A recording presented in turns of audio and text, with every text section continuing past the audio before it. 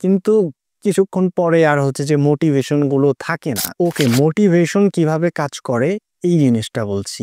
আপনার হাতে যে স্মার্টফোনটা আছে সেইটা হচ্ছে যে আপনি একবার চার্জ করেন, চার্জ করার পরে আপনি ওইটা ইউজ করেন। আপনি হয়তোবা গান শোনেন, গেম খেলেন, মুভি দেখেন বা ভালো ভালো কন্টেন্ট অ্যাবজর্ভ করেন। যা কিছুই হোক হাবিজাবি আপনি একটা কাজ-টাজ করে হচ্ছে যে ওই যখন ফোনের চার্জটা শেষ হয়ে যায়, আপনি তখন ওইটা আবার চার্জে বসান। চার্জে বসানোর ফলে সেই ফোনে ব্যাটারিতে আবার পাওয়ার অ্যাড হয় এবং আপনি আবার ফোনটা ইউজ করতে পারেন।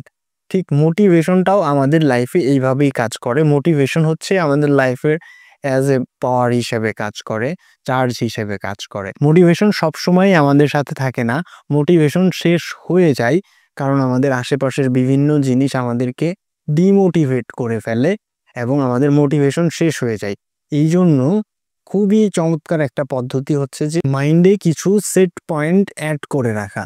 যেমন ধরেন যে আপনার হয়তোবা পারিবারিক সমস্যা, পরিবারের অর্থনৈতিক অবস্থা খুবই খারাপ।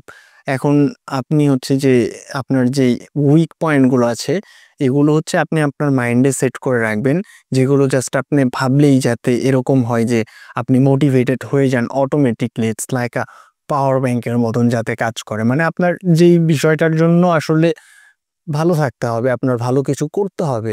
তা না হলে আপনার এই লেভেলের বড়, বড় সমস্যা হতে পারে।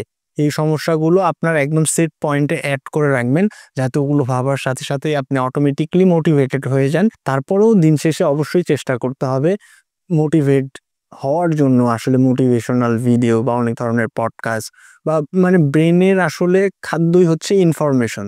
আমাদেরকে খুবই পজিটিভ ইনফরমেশনগুলো ব্রেইনে নিতে হবে।